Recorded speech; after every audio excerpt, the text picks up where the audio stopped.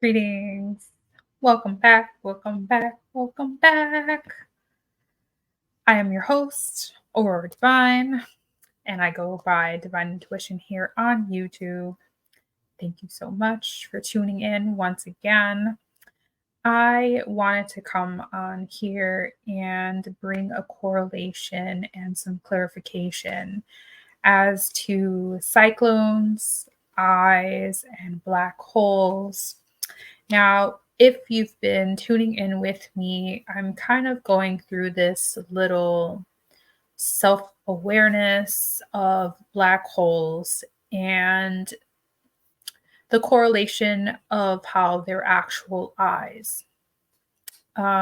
If you have checked out some of my previous videos, which I will post either here or here, um, I can definitely go ahead and say that you have been on this journey with me as I am navigating the what black holes mean to me and how it's actually came up in my life recently.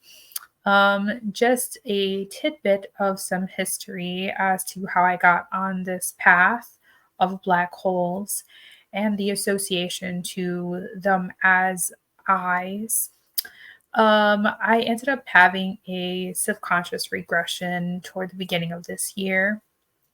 And after my regression, I ended up staying within that time frame, just being quiet and still, and still just trying to see what came up to me in my own subconscious. And sure enough, I did see a couple of things. However, one of the main things that I saw was this eyeball, this huge eyeball, and it looked very much um, as a eyeball that was keeping focus on something, and that something looked like it was a tiny ball. However, when I realized what I had saw within my own subconscious, I realized that it was a black hole, and the tiny ball that it was focusing on as the black hole's pupil or eye was moving, it was focusing on a planet. So I thought that this was very interesting. And what do you know? Here I am, right?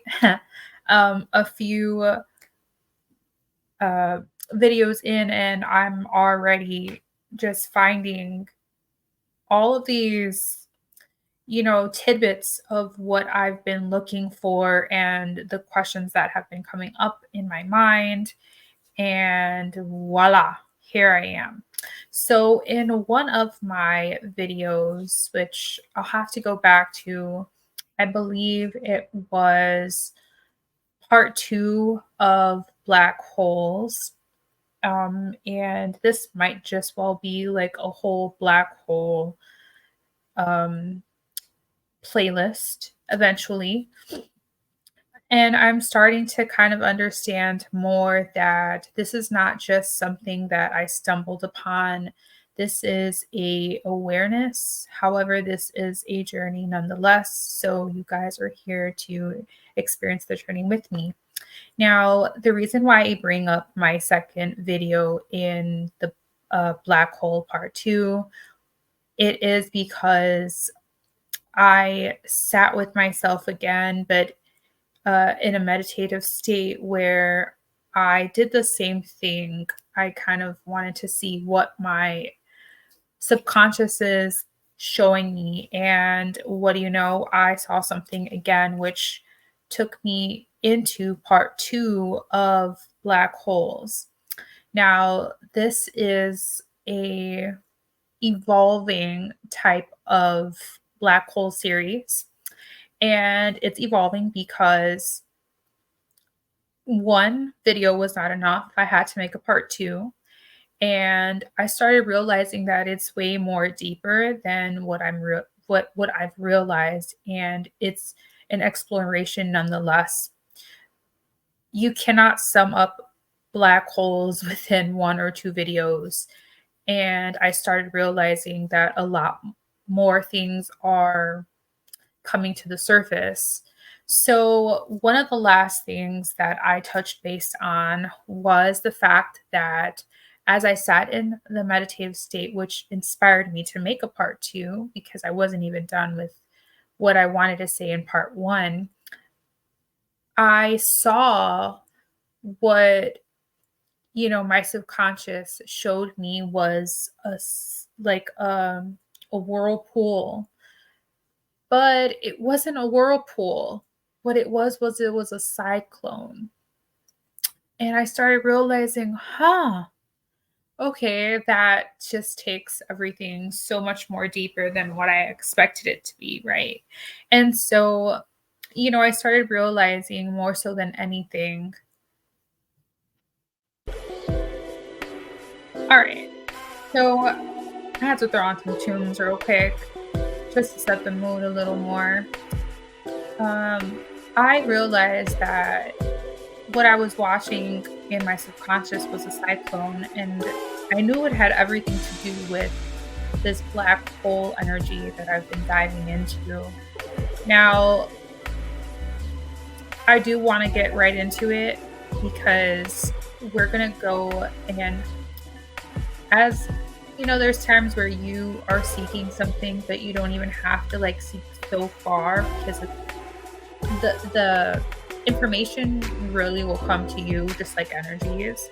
But so if I'm looking for something, it usually finds me in that way as very magnetic, like a magnetism. Speaking of which, I do have a post. Um, it I've been really fascinated how I feel like I'm on a journey, but I'm on a journey that just keeps taking me into more realizations, right? So I ended up finding this video today, not too long ago, as I'm kind of just seeing what's on my YouTube feed or whatever.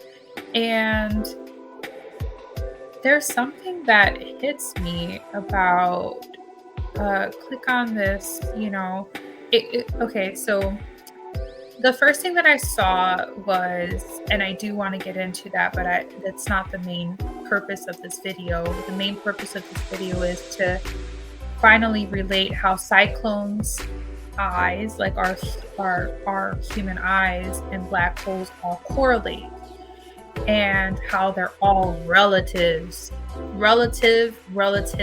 They're all family, y'all. Family of family. All right, so here, let's get into it real quick. I will have to pause the mood setter, but I'm totally okay with that. So here, let's go, and I'll explain while I'm pulling it up. So I ended up looking at this video, and it says I can twist my eye around its pupil, and I thought it was quite interesting. So I was like, what the heck is he doing? What is he talking about? And so I introduced to you the video that literally showed me why cyclones, eyes, and black holes are all related. Now, like I was saying, I mentioned it in part two of my black holes video that somehow I had the vision of cyclones, and I know that tornadoes and hurricanes and typhoons, they all have eyes. So I implore you to go ahead and give those black hole videos part one and two a shot. Look into it, and then it'll further explain how I got to this aspect right here. And so, just to kind of sum up part one and part two, how I was tapping into the black holes, the black hole, there's a website that I had found where it talks about how black holes and eyes, or the pupils of the eyes, are very much closely related. And I it talks about how the black hole expands and contracts just like a pupil does. And I thought that that was very interesting and that it led me from one video to another. And then, yet, here we are again. So, part two led me to this video. And I am sure that there is something in this video that is going to lead me to another because that's just how it works. So, without further ado, let's go ahead and give this video a shot so we can all go ahead and see why I chose this video to begin with. So again, we will be thanking Steve Mold. Okay, Steve Mold, guys. And he will be talking about the eye.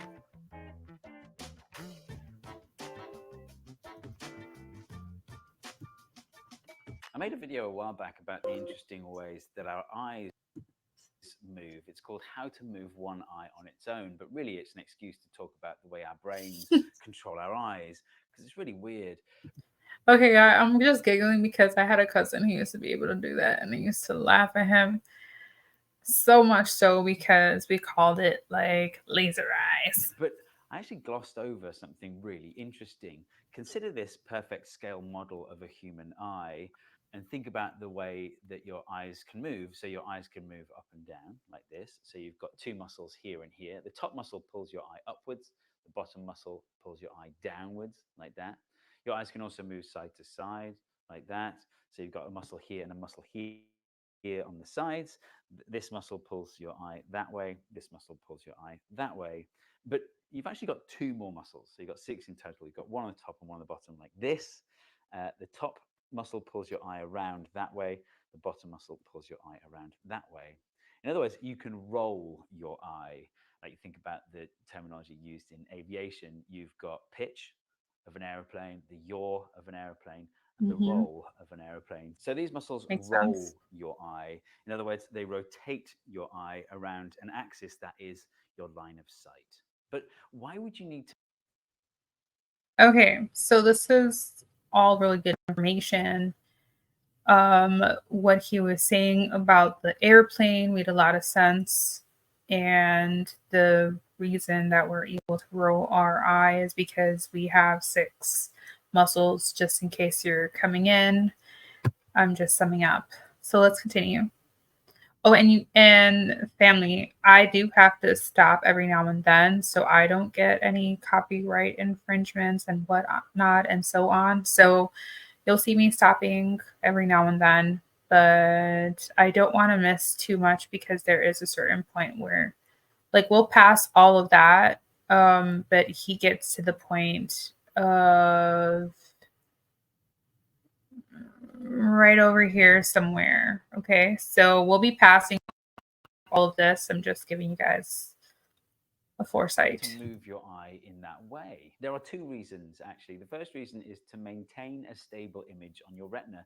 That's really important for clear vision. Actually, it's why when you move your head side to side and up and down, your eyes move in the opposite direction. It's a counter movement that maintains the orientation of your eyes so they're always pointing at the same thing as you move your head around. That maintains a stable image on your retina and reduces motion blur. The same thing happens when you tilt your head from side to side. Your eyes counter rotate to maintain a stable image on your retina. It actually happens in steps. So your eyes smoothly rotate and then jump Ooh, back and then smoothly rotate and then jump back. you can This literally repeats see that it. as You you know what it tilt your head. reminds me It's a bit of? Okay, have you seen those like balls that are kind of like they have like a it's like a globe within another sphere. So it's like a sphere within a sphere. And anytime you move it, it kind of shakes, but it still stays within its place. That's what it kind of reminded me of. bit like if you're on a train and you're watching the world go by, your eyes will smoothly follow a tree and then jump back and then smoothly follow the next tree and then jump back. And again, it's to Family. I used to be so obsessed with looking at people's eyes just to see how fast we move our eyes. Now, I know that that's weird, but okay, we'll continue. Maintain a stable image on your retina. It's not that easy to see an eye rotating, actually, unless it's really bloodshot. So, lucky me. The second reason is to maintain good depth perception. I've created a stereogram image here of a pencil. To view the image, you need to go cross-eyed and overlap the two pencils. Okay, so this is where I said we were gonna fast forward, fast forward, fast forward. Here we go, family. This type called cycloversion that maintains a steady image on the retina, and there's this type called cyclovergence that Bam. Now, let's get in here real quick because I got something to say. I's got something to say. All right, so this is why I had to come on here. So we have cycloversion, version, and cyclovergence. Now, mind you, I was not looking for this information. This video popped up on my YouTube like not even 20 minutes ago, and I started watching it because I literally heard Spirit say, touch that one. Now, before I was actually watching a different video. Pardon. The different video that I was watching was about a bionic, it was like some doctor who was talking about a bionic eye. Pardon. And there was something else that came up, which is so wild. I was, I believe it was, again, there's a lot of information to unpack and go through in my Black Hole series, part 1 and 2.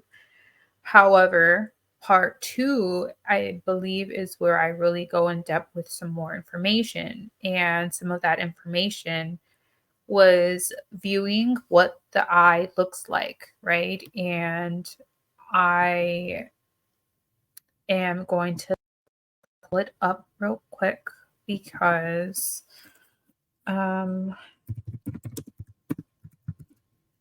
human eye diagram, because we were looking at what we would call the cones and rods of the eye.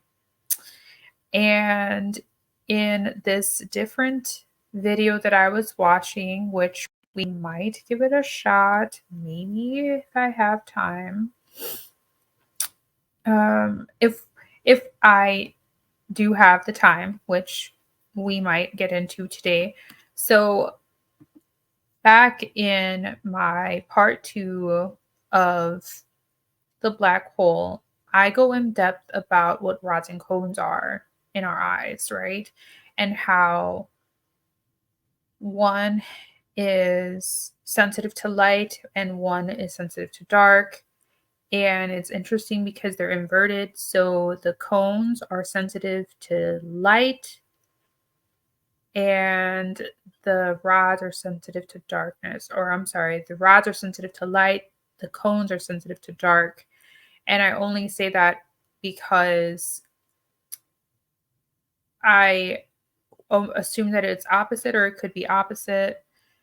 Here, I just would rather be exact. So cones and rods in eye.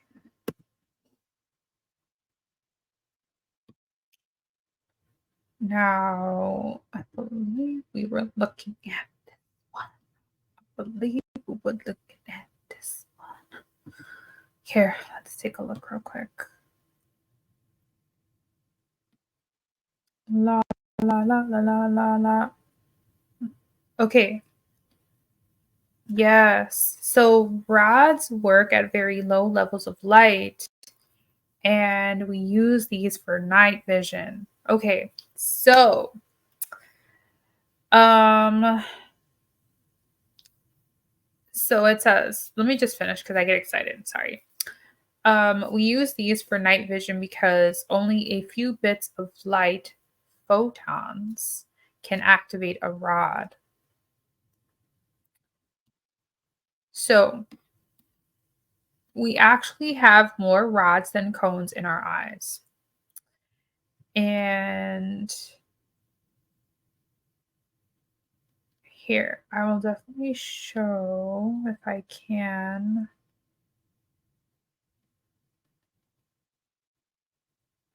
Okay, here. I paused it for a reason so that we can kind of come back to this. And let me go ahead and share my screen real quick. All right. So, as you can see, right, all of the grays are rods, and then all of the colored ones are cones. So, we actually have more rods than cones, which means that our eyes are more in tune with darkness than it is with light. Okay. So,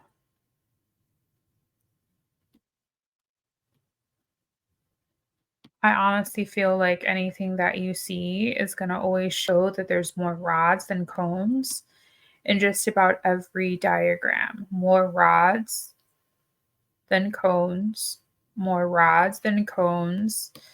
You can't make this shit up, guys. So, this is kind of how we see images, right? All of the dark ones are rods, and then all of the bright colors, like the blues and the greens, are going to be cones. Blues, greens, and possibly reds. If I click on it, it's going to take me to a different one, so I really can't do that, family. But let's see if I can bring this up a little. Okay, so again, right? More rods than cones. Um, okay. So this is what it really looks like, and this is what we were tapping into. So I was tapping into this in my part two of black holes. And the reason why I was doing that, I kind of forgot how we got there. Like I said, it's always like one thing that leads to another, leads to another. However, we were looking up bipolar cells, and this took me here. So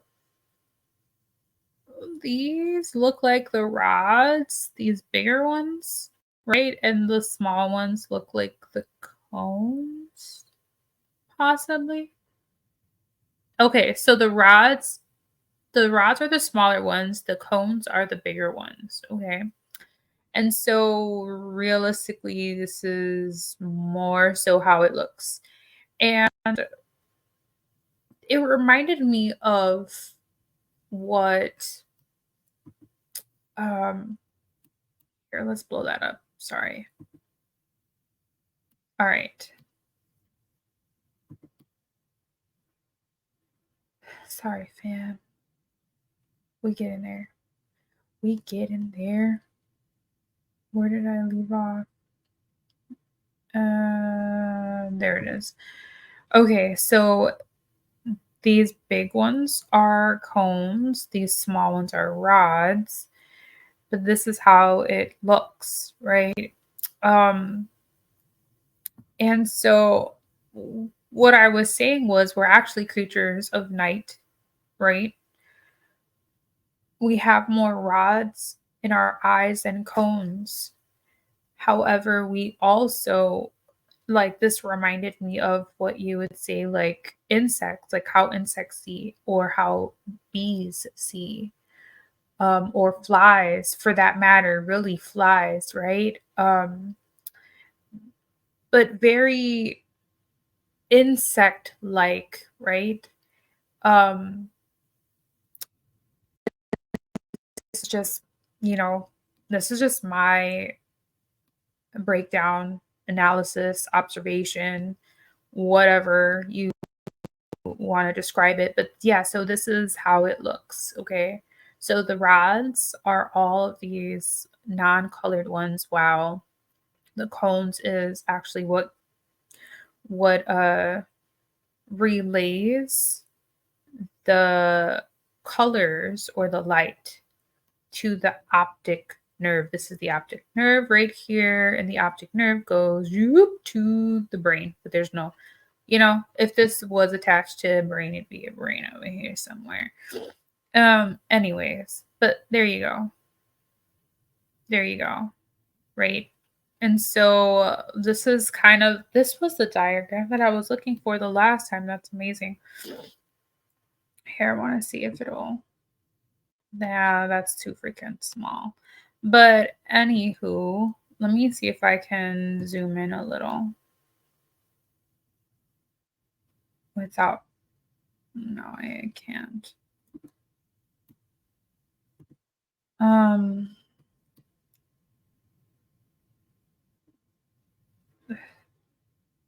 Well, anyways, I was explaining about like the bend of light right here and how, in black holes, everything goes to a singularity, right? And this right here, this bend right here, it kind of feels like a singularity in my eyes, right? And so I was just kind of showing, how, yeah, I've been tapping into this black hole and how like the subconscious vision that I had was of a black hole, but not of a black hole, really of an eye.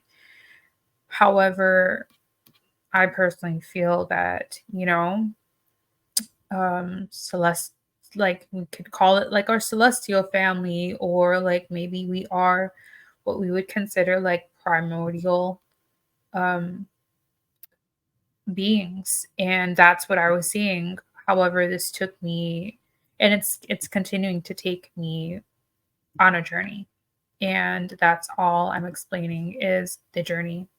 So here, let's go back and let's finish because I want him to explain what cycloversion and cyclovergence is to us, because now we can go ahead and see that cyclo means I, and cyclones have eyes. Hurricanes is just a different type of cyclone, but they have eyes. And so there's something about the eyes, like it's an eye of an eye, viewing an eye type of situation here. Maintains good depth perception. What's really interesting is this cyclovergence seems to be an evolutionary exaptation. So, an Mm. evolutionary adaptation is a trait that solves a certain problem, but an exaptation is where a pre existing trait is co opted to do something else. And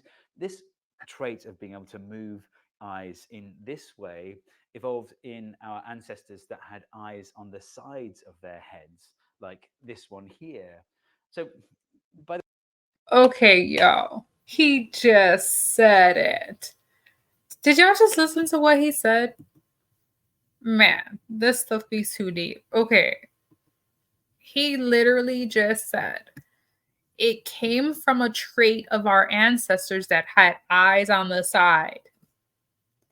So, you know who has eyes on the side? Spiders, right? They literally have eyes on the side. He's talking about horses. He's talking about anything but humans. Family, this shit is wild. We have to keep going. We have to keep going. Let's keep going. by the way, prey animals have their eyes on the side of their heads, like this, so that Okay, family, prey animals are the ones who get preyed on, not do the preying. Okay, predators are the ones who hunt, and prey are the ones who get eaten. Easiest way. they've got wraparound vision, they can see predators coming. Whereas vicious predator animals have their eyes at the front, like this. So they lose that wraparound You're vision, so but they gain stupid. that extra depth perception. So think about this prey animal here as it pitches its body forwards and backwards. It needs to maintain a stable image on its retina so the eyes counter rotate in its head, which I've tried to demonstrate here using After Effects. It's not perfect, but it gives you an idea, doesn't it? kind of. That So think was about cool. what that eye movement is like in the prey animal. The eyes are moving like this. And as those eyes evolve to point forwards, it's They equivalent to that, started right? going the Cyclovergence. same. So this eye movement that was evolved to maintain a stable image on the retina has been co-opted to maintain good depth perception. There are two bits of Where and how? Where and how? What he just said literally was what I was just speaking about. Like my so like I'm telling you, I just found this today. And a lot of this, I just went up to Cyclovergence, up to the part. Well, I actually watched this part, but I haven't watched anything after that, right? And so we'll be watching the rest of this in real time because I haven't watched the rest of this. Um Now, if it comes to like little things where he wants us to focus on the eyes, I'm gonna bypass that because I want the information. You know what I'm saying? I want the real, information, not the whole play of vision and whatever. But just the aspect that he was saying, like I literally felt even before I started getting into this that there's a deeper energy here, and I feel that the only reason why I got to this point is because spirit is trying to show me something. Spirit is trying to get me down to the depths of like could be origins. You know what I'm saying? Like I'm still figuring that out. However, I definitely felt a strong connection to like insects or you know, just the rods and cones alone, like how we see our eyes, you know what I'm saying? Like just that bit, just that bit in itself got me thinking like, man, this freaking it reminds me very insect like when you think of like how flies, like the vision of flies kind of reminds me like the inside of our eyeball and how it looks. And even like a bee has the same type of vision. But when he was talking about eyes from the side, that the eyes do this motion, started making me think about like spiders and horses and like um I wouldn't necessarily want to say goats, but like it's just wild the things that started coming to my mind, and I just started thinking like, man, he said it. Like he said it, and that's a confirmation. So the fact is like I was already feeling something, but he literally confirmed very much so that we got this condition based off of our ancestors. And who's to say what our real ancestors are, Like that's all I'm gonna say. We all have a makeup and a genetics of different types of ancestors. That's all I'm gonna say. So let's keep going. evidence to support the idea that this cyclovergence movement of the eyes is an acceptation. In other words, a co opting of a pre existing behavior in our evolutionary ancestors that had eyes on the Evolutionary. sides of their heads. The first bit of evidence is that there's a vestigial behavior that remains in humans. A vestigial behavior or a trait is just a thing that we retain from our evolutionary ancestors that we don't need anymore. And Mm. in this case, it's been shown experimentally that when a human bends forwards or backwards, their eyes actually do move very slightly like that, as if their eyes are on the sides of their heads and they were trying to stabilize the image on the retina. It's only very slight. I wasn't able to record it on. All right, y'all. You know what I was thinking about? So I had to pause this real quick because something came into my mind, and it was the fact that dancing. Dancing came into my mind. So if anyone is a dancer, I used to be not used to because I still am, like you never lose it. You know what I'm saying? It's all body, mind, memory, connection. However, when I was younger, I was like a big, big, big Latin dancer. So some of my favorite dance uh dance genres was salsa, bachata, merengue, mambo, cha-cha. So we're talking about like a lot of Latin, you know. But the main thing that I had to focus on was spinning, right? And so the thing about spinning is you have to learn how to spin.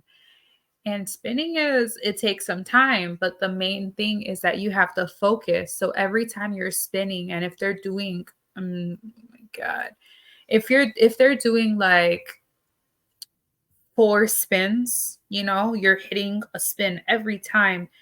You are supposed to look. You're supposed to always come back and look at one thing.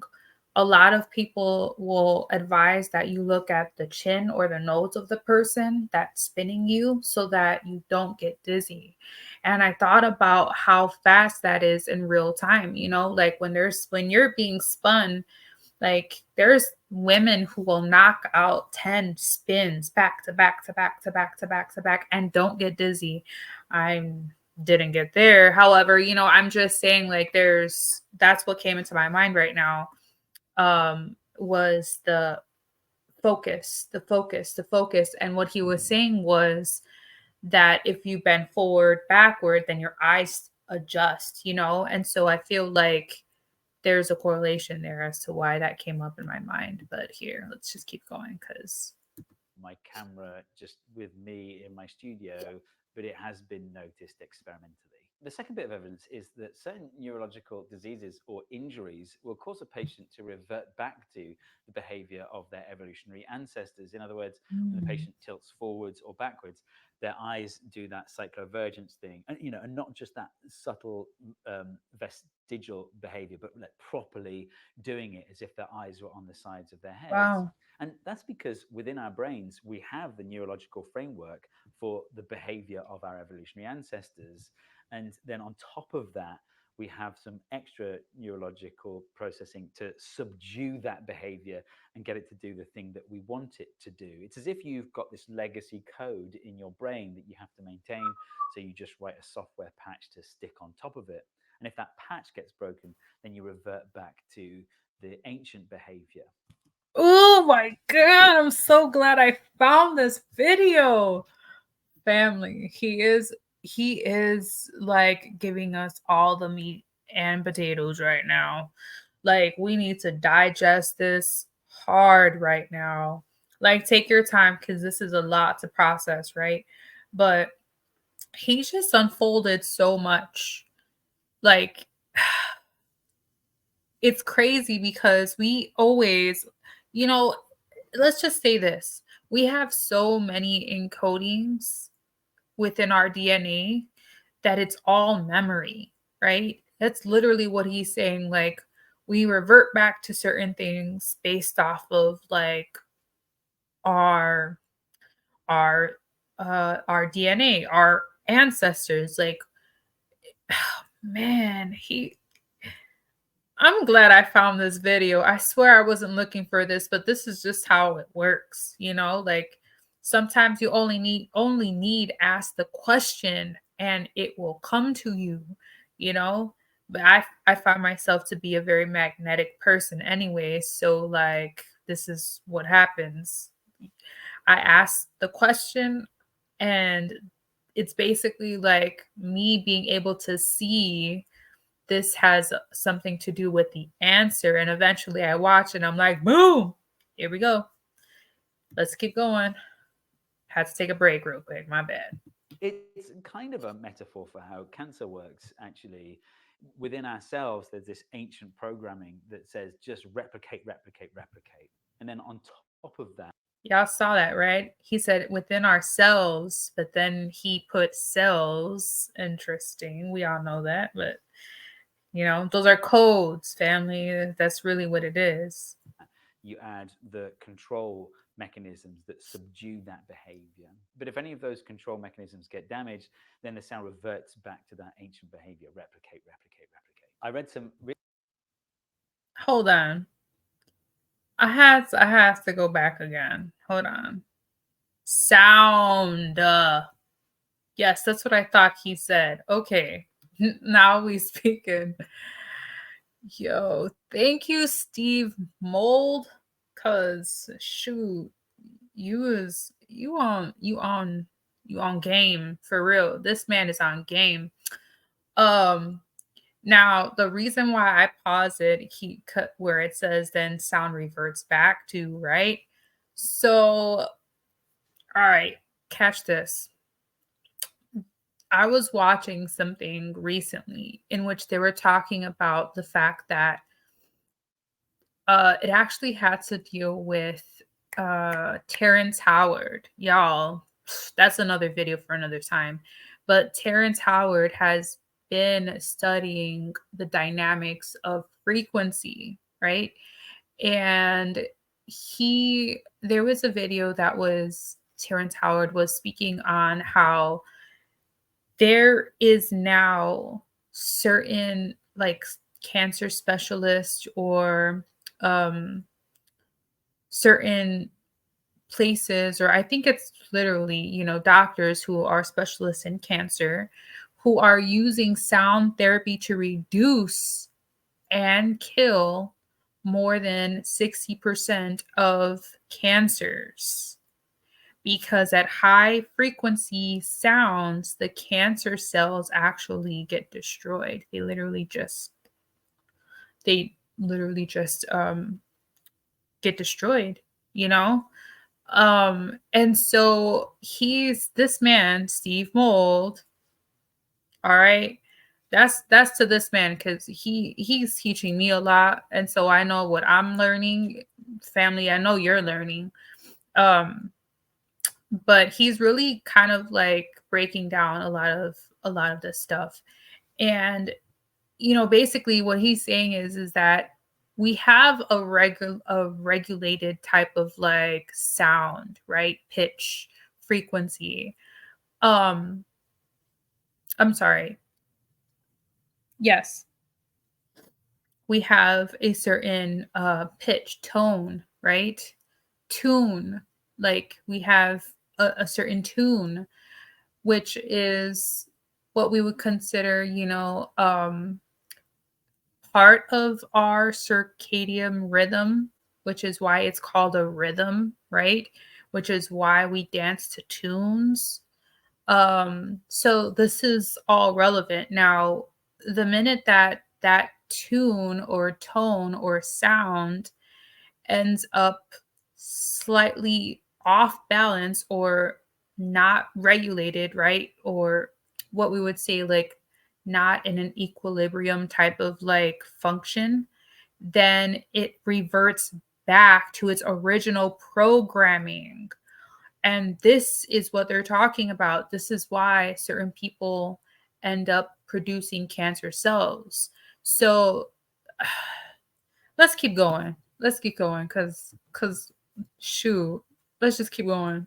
To that ancient behavior, replicate, replicate, replicate. I read some really interesting research papers where they were able to train people to voluntarily twist their eyes around, Mm. which is amazing, really, like 30 degrees of twist after just like 10 days of practice. Wow. It was, I couldn't really figure out the experimental setup, and what I could figure out, it seemed it was going to be really difficult. Like it needed like flash bulbs and like special equipment and things like that. So I wasn't able to do that. Instead, and actually I did this for experimental reasons, not just to cheat.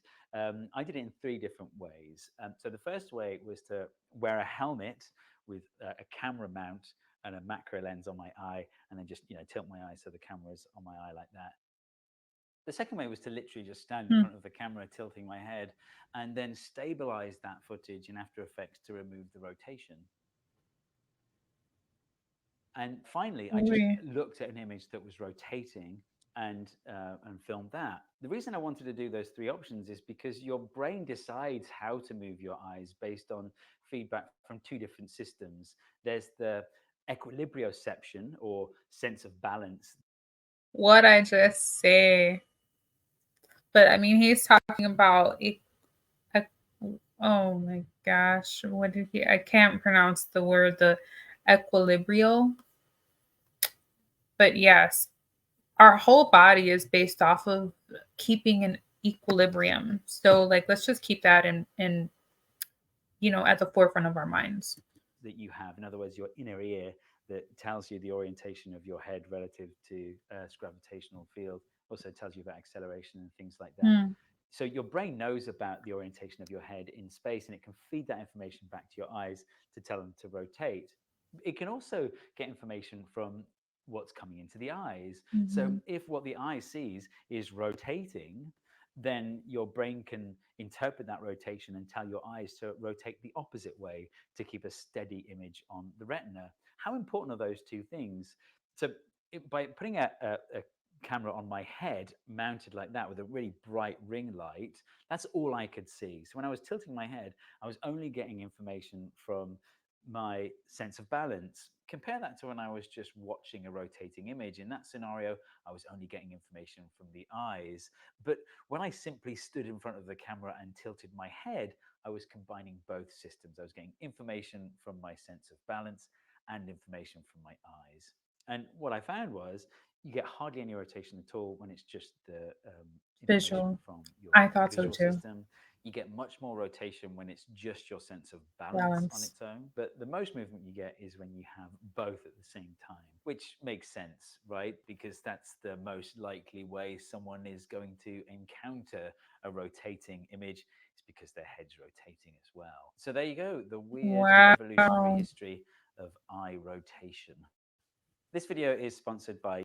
Yo, that was wild. But yes, family. So here I wanted to pull up. So he already explained to us what cycloversion and cyclovergence is, right? Let's see. So I'm looking at, and I shall go ahead and share it with you. No, we don't know. So I don't know about this, especially anything that's related to gate, right? Pizza Gate, Ocean Gate. I'm not really too trusting of these gates so far. But so there was also something that I saw that was cyclorotation, you know, as I was looking this up. I was trying to see where it was. Yes, cyclorotation, the torsion movement, okay? Or torsional, something like that. Movement.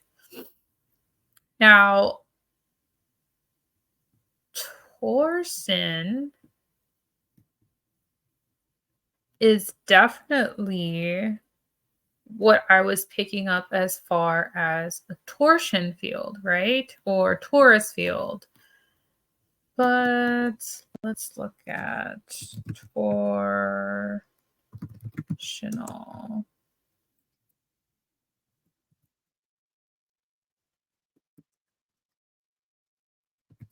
movement. So torsional eye movements can be defined in two different ways, namely as a rotation about the line of sight. Okay, so that's what he was explaining to us, right? But now let's see torsional. Okay.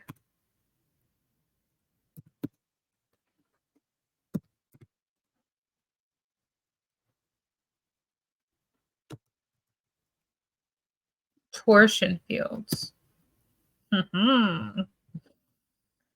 All right, family. Now we're getting somewhere.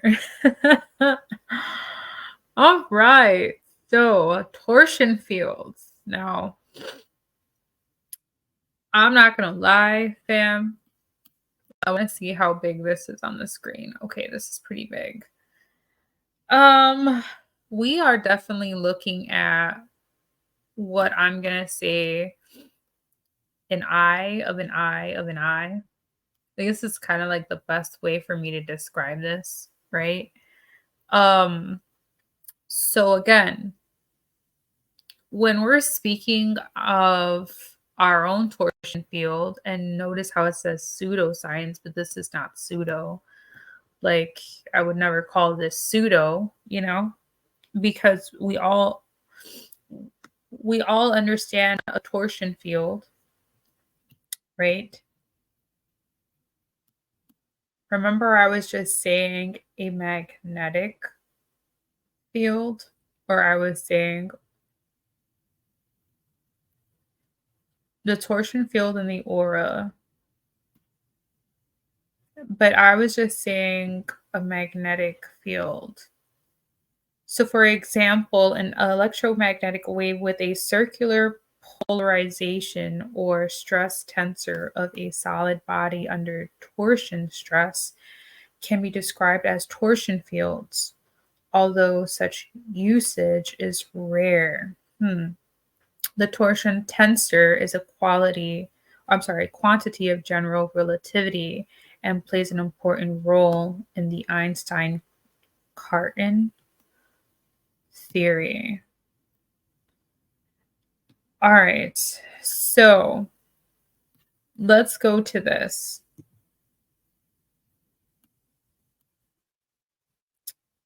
If a material is subjected to twisting by the application of a couple of shear stress a shear stress will be induced within the material.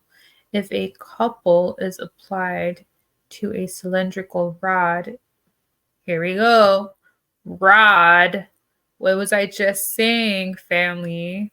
We're literally viewing eyes within eyes within eyes within eyes. So there is always a focus on the eyes. You know how it's always saying how like the eyes are the seat of the soul, right? Now, family, soul actually means mind. Like in Gnostic teachings, soul is actually equivalent to the mind, right? So where I personally feel we're always looking within an eye, within an eye, within an eye. And that's kind of like how I'm seeing this now in a metaphysical understanding, or what we would call like a um spiritual understanding.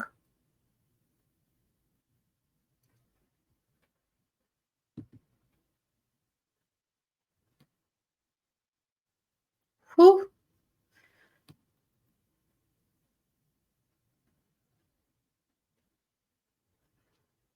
interesting. Interesting how that kind of gives us an imagery of like what a flower is. And what do they say our chakras are indicative of? Flowers, petals, right?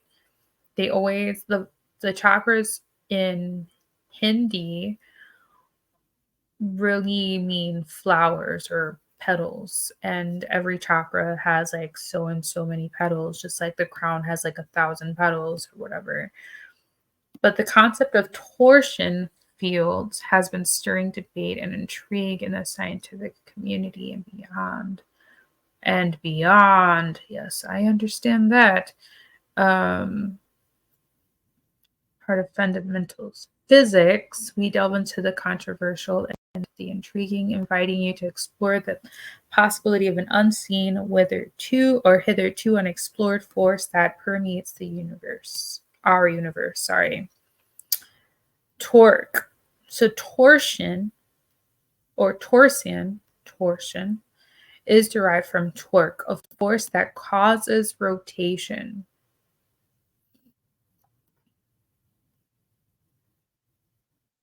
So here, I have an easier way of showing the family this, right?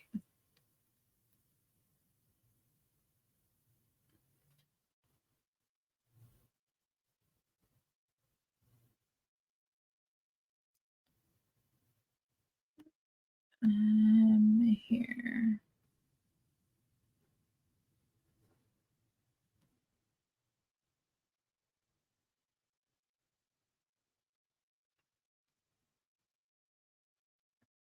Parapsychology.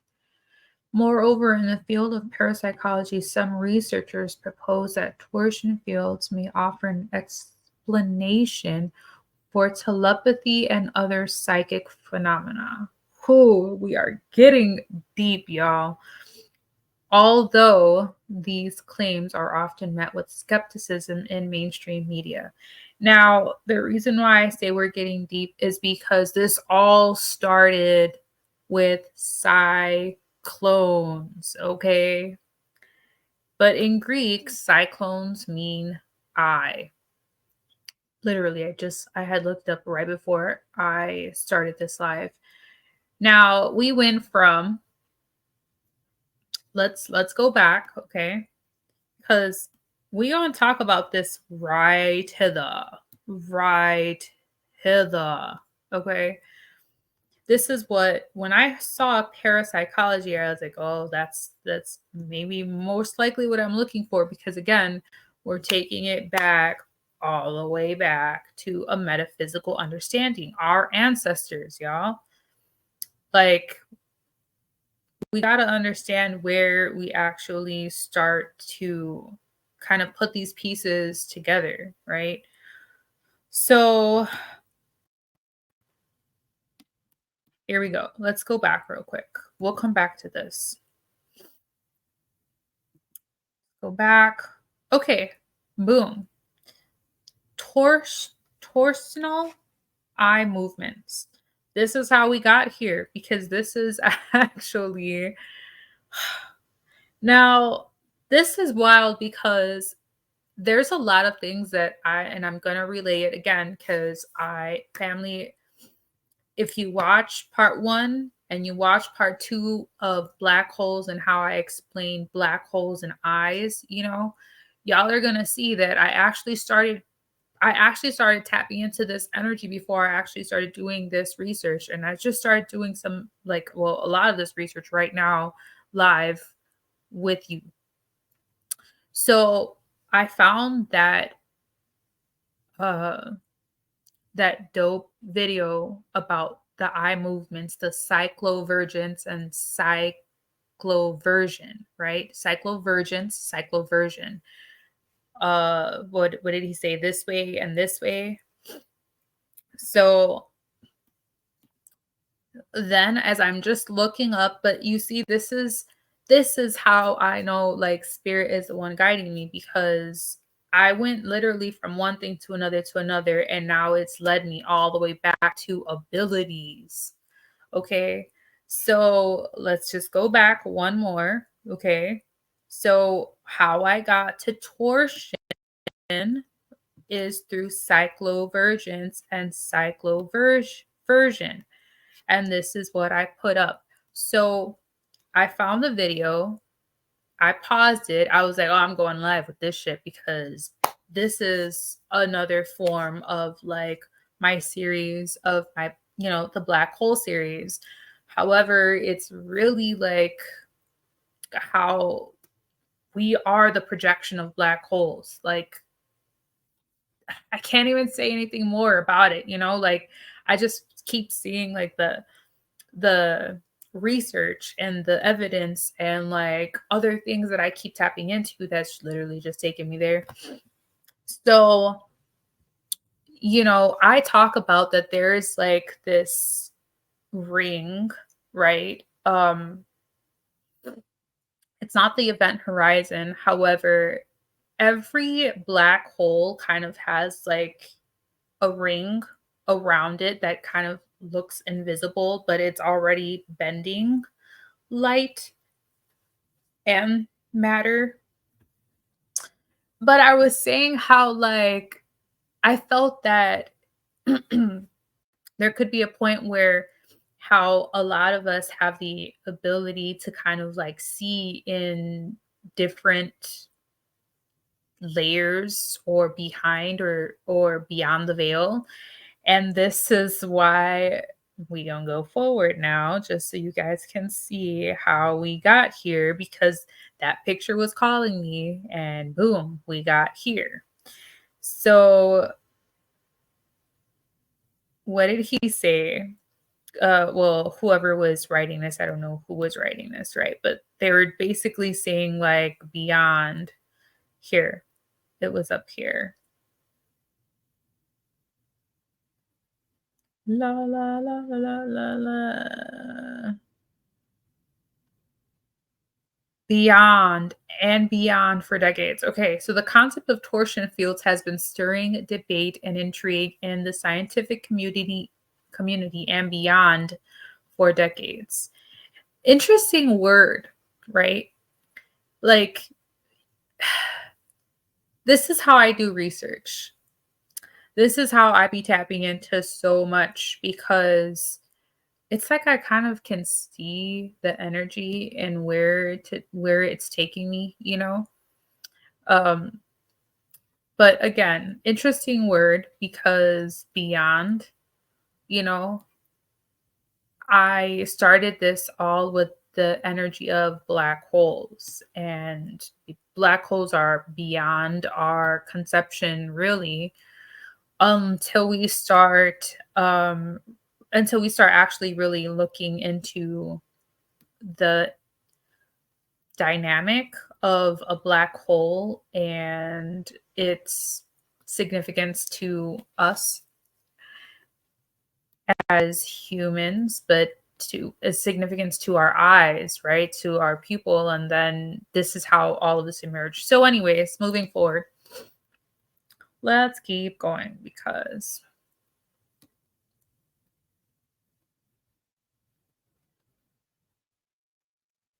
Mm, so it was over here, right here. So this is where we left off with the parapsychology. So anytime I see the word parapsychology, I already know that what they're doing is they're studying the abilities of the mind, right? And parapsychology, because psychology or psyche is mind. So they're studying like the paranormal or things of beyond, right? So anything para is like um ah, be I mean, I kind of feel like it's relative to like beyond psychology, you know, or um this is where the word paranormal comes from, you know, like beyond normal. And this is why I kind of said interesting word how they said beyond earlier. So yeah, anyways. Um so let's talk about the torsion fields real quick. So there is a lot of us, right? And we can actually go back to let's go back to COVID time where everybody had to be 6 feet away from each other. And let's talk about that for a reason because we have an auric field, but I'm going to have to, like, I want to come back to this. I don't want to let this go. Um, so I'm going to pull up another one real quick, but I'm going to show you guys what our torsion field looks like or our torus field, right? Which is all the same thing. Torus field, human body.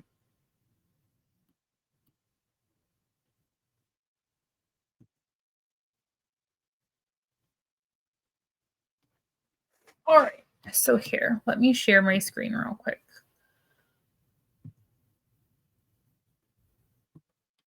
I swear, I feel like this just keeps getting better and better and better.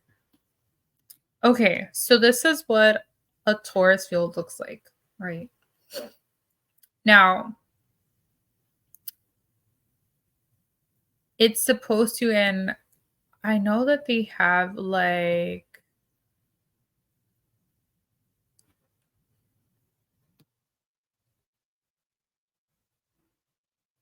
okay, so the reason that I bring this up, this is a really good example. You see how it goes this way? It doesn't start this way, it goes this way, family. This way. It goes this way, right? Um, okay. So black holes actually go counterclockwise. We won't get into that right now. But what we will get into is the fact that this is your torsion or your torus field, right? And this is supposed to be extending about 6 feet away from you. Now, if you supposedly vibrate higher or your oscillation, you know, you see how this wave right here, dang, I should never clicked on it. Let me see. Toroidal breath. Dang, I should never clicked on it. Okay. Can we get a zoom in, please? There we go. So this is the circadian rhythm. You see how I was showing y'all. Now this is also like the vibe. This would be like a frequency wave, right? Um Now this is what we would call peaks and valleys, peaks and valleys, peaks and valleys, right? But this is also like the bottom when it comes down is called an oscillation, right? And so if you're oscillating faster, then that means that you're vibrating higher, but that also means that the wavelength is going to look shorter, right? So, me personally, if this is 6 feet forward, backward, up, down, whatever, this is the reason why they didn't want us near each other. Now, let's go back because, oh, damn it, it didn't show it. Hold on. I hate when things pop up because then it takes me into another screen, to another screen, to another screen. Where was it? There. All right, family. One more time. This is what we would consider like um a frequency wave, right? This is what like frequencies look like in essence. Um Now I was saying we have peaks and valleys, peaks and valleys, peaks and valleys, right? Now, this is a very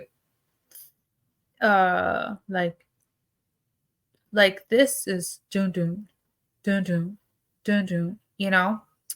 And so this gives off that type of like frequency, or we could even say like wavelength, right? Um this is more like electric, right? This is like the electric, and this is, I think, the, I want to say frequency. Oh, because this is what looks like um to me like when you're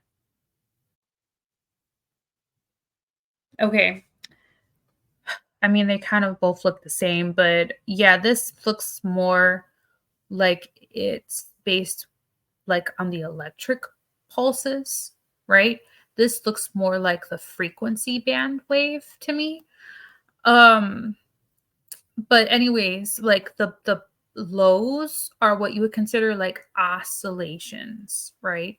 And so the lows, if you were to oscillate more faster, then that means that you would vibrate higher, right? Because now instead of it being like high peaks, low peaks, it'd be boom, boom, boom, boom. Like it'd be shorter. It'd be like half of this.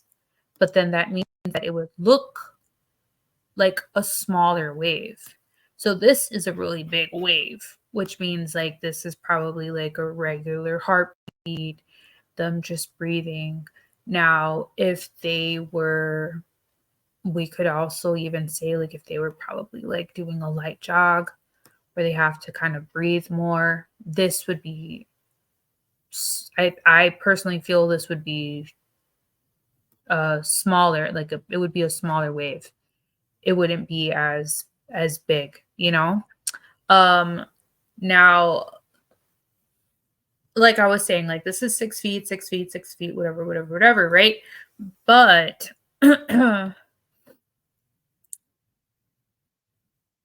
I noticed that we were talking about the eye, but if you notice, this is considered an eye, this is considered an eye. Um, and they all kind of meet right here. Now, I'm not saying that the heart is a black hole, but there is also like this saying like um like a hole in the heart, right? Like oh they have no heart. There's a hole where their heart should be or something like that. Like I've heard that saying before. So interestingly enough, like you have like two, it's like a torus field within a torus field. And it actually is supposed to come in and out like this. In and out, in and out. And I also feel like I said, because it's showing a torus field within a torus field. So what was I just saying, y'all? An eye within an eye. Man, this is what we're seeing. Like this is kind of what I'm beginning to understand what I'm really saying. Let's go back to something real quick before I stop because this is actually long. I didn't mean for this to be long, but shoot, it's just so freaking great. You know, sometimes you cannot stop greatness. I'm serious. Let's go back real quick. So, no, not that one. This one. Okay. So, perhaps the most fascinating of all are the potential applications of torsion fields. If harnessed, these fields could lead to revolutionary advancements in various industries. Some scientists suggest that torsion fields could be used for faster than light communication, energy generation, or even teleportation. Now, perfect example why I was bringing up COVID. COVID time, everyone had to stay 6 feet apart, right? Now, personally, I feel, and this is, I am not a medical doctor. I will say this to least, okay? This is all alleged um, speculation, okay? Now, personally, for my own personal standing, I do not want any strikes. Um, and this is actually fact, so I shouldn't get striked on this. However, our Taurus fields, okay, do communicate to other Taurus fields. It is how we are able to feel someone's aura. Oh, they don't feel right to me. Oh, I'm getting a bad feeling about this person. Okay. Now it's also based off of what I was just showing, which was our frequency wave, right? And so I'm not going to go back right now because that's just too much back and forth. But I do feel that, you know, there, this is actually fact. Like in our torus fields or torsion fields, right? And we can do this all day. Um, there is communication and there is light. It is it is light communication, but they're saying faster than light, right? So like what we would consider telepathy, that's what they're saying here. Um Now the reason why I say it's light communication is because it's literally why uh, see, it's gonna make me have to go back. Let me see if I could find it real quick. But um I'll keep I'll keep I'll keep I'll keep explaining myself so that I could find, there's like a little video, man. Um oh, y'all. Interesting. I gotta show y'all this right here.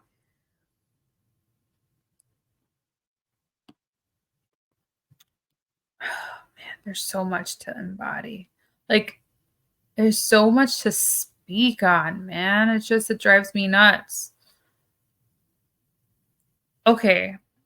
So this is kind of like what I want to show in a sense, you know?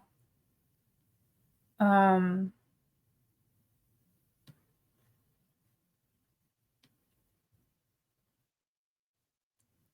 yeah, see, this is kind of like it. All right, so here, let's share one more time. We'll come back to this, fam. I'm working on doing this the best as possible to just show the correlations here. So this right here shows all of our all of our energy points, right? And how it kind of goes up and through, up and through. So this shows it in a sense of what a cyclone. But look at how big, right? Look at how big. Um, but again, it's showing it in a cyclone eyes, right? This be wild, I swear. I just be finding this stuff and I'm like, man, I wonder who else is thinking about this besides me. Okay, another one. A cyclone, cyclone, cyclone. Now this is actually interesting because this is the Taurus field, fam. Okay. This is a Taurus field. Now let me show you why they showed this small space right here, which I said, oh, there's a Taurus field within a Taurus field, right? So let's see. One I feel like is a contraction, one is an expansion. Okay. But let me show you family. And I look at all pictures, not just like, um, not just like what I feel is most accurate. I look at everything because I get information from everything, like everything. So I won't use that one. I won't use that one. This one right here. So you see how all of these different colors, right? This is exactly more so what it looks like, and it just keeps going through. It's never ending, right? But what I was saying is that what if our Taurus field in the middle of that center is kind of indicative of a black hole as well. Like we're literally washing an eye within an eye within an eye. So this is not what I'm looking for, but it's a good observation, I guess. Now, there was something that I just saw that showed no, it wasn't there. Okay, so you see how both of these torus fields, right? Toroidal fields are connected. That actually means that both of these beings, right? Both of these people or individuals can actually get information off of each other. So, like, if they're both highly receptive, and this is the other thing that comes into play, right? If they're both highly receptive, they can receive information from each other because the information is being projected within, like, through our torus fields. This is what that is. Our torus field is literally information. Like we are projecting this, right? So this is why I'm showing you again.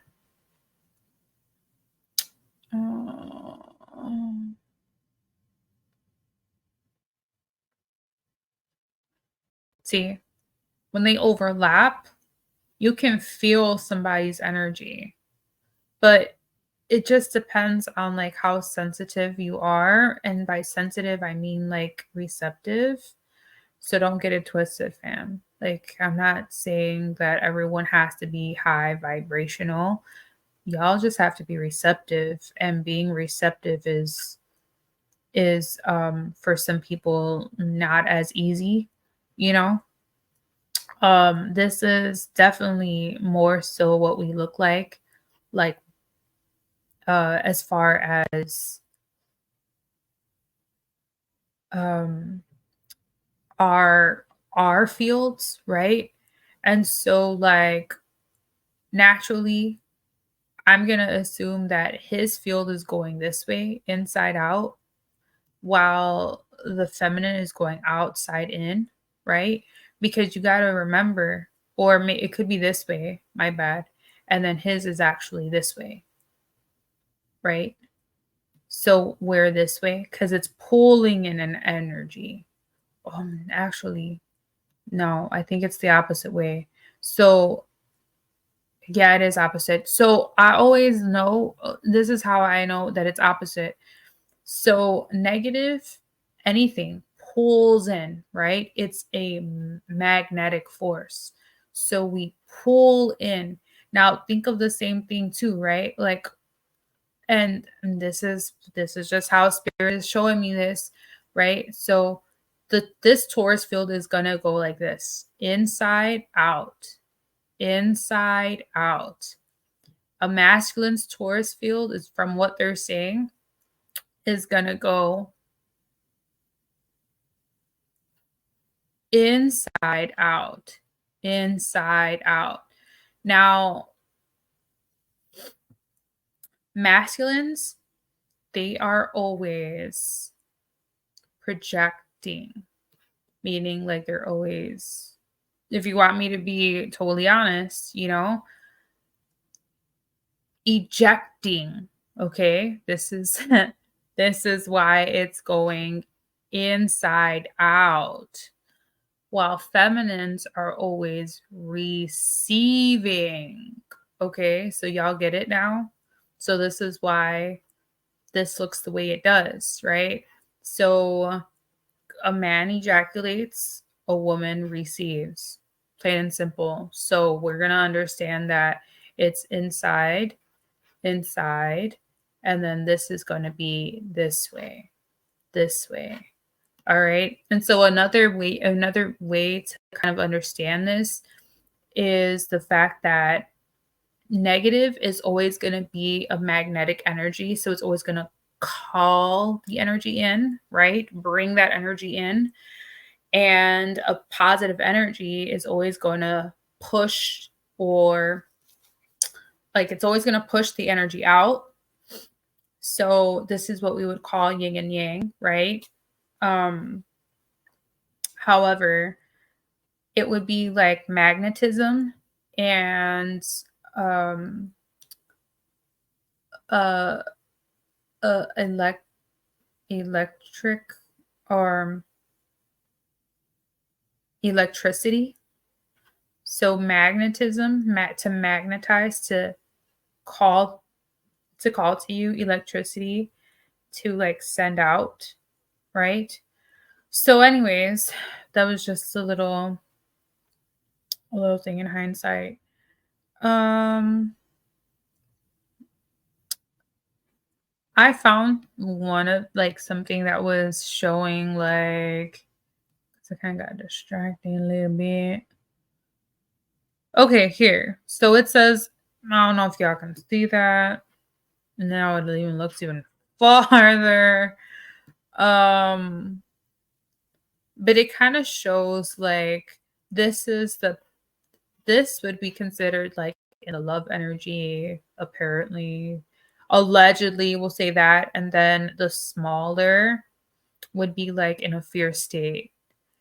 And so, there was a lot of people in a fearful state, and then, wearing masks and all that, good stuff kept people with like lower auric fields or lower, Taurus fields. But anyways, um yeah, let me go back real quick. Where we at? 1.5. Okay. So this is getting a little long, so I'm going to go ahead and just conclude. But, so far, so much energy, so much information, so much revelations, realizations that I kind of unpacked in this video. And I feel like I'm not done, family. Like, this is an ongoing adventure, this is an ongoing journey. And I thank you from the bottom of my heart. I really thank my family for staying in touch with me on this journey, keeping it like keeping um walking this path with me, being right here, tapping into the same type of like information, same energies that I'm picking up, and seeing where this really goes at the end of the day. And I honestly feel like where it's leading me is to a point of singularity, right? To understand that underneath all of this is really the vastness of nothing. And I believe that that's really what this is showing us, because in my mind, how I see it is like an eye within an eye within an eye within an eye. And it could be from the most microscopic eye to the most macroscopic eye. But at the end of the day, we're viewing ourselves, and this is just all aspects of us. So I want to thank everyone for tuning in. This is Aurora Divine. Thank you again, family, for supporting. Like, share, and subscribe. And I will be continuing this series. I will go ahead and let everyone stay tuned for more. And I will be posting or putting up the relative videos to today's continuance of the Black Hole series. All right, fam. Peace, love to everyone. And I'll catch you on the next one. Take care.